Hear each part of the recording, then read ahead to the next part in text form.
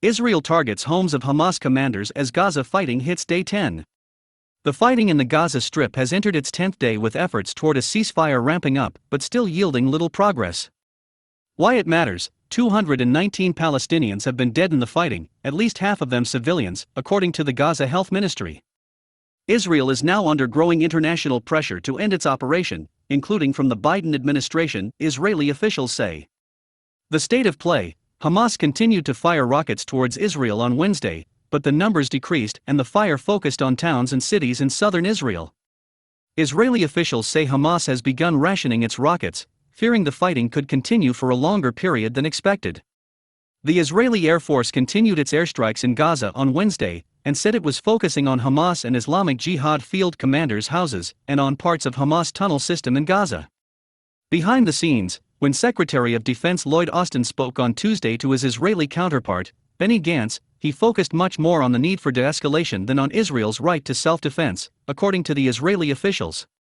That's a shift from previous communications between top U.S. and Israeli officials. Meanwhile, Egypt, Qatar and the UN are leading the push towards a ceasefire.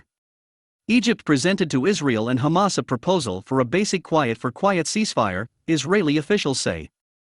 Hamas officials told the Egyptians they're ready for a ceasefire, but want Israel to take steps regarding the situation in Jerusalem, while Israel refuses to discuss any agreement that would link the Gaza conflict to Jerusalem, sources familiar with the talks tell me. The backstory: the current escalation began last Monday in Jerusalem after Israeli police raided the Al-Aqsa Mosque compound, or Temple Mount, where Palestinians had been protesting the possible evictions of 6 Palestinian families in favor of Jewish settlers. After the raid, Hamas fired rockets on Israel. What they're saying: we don't stand with a timer. We want to achieve the goals of the operation.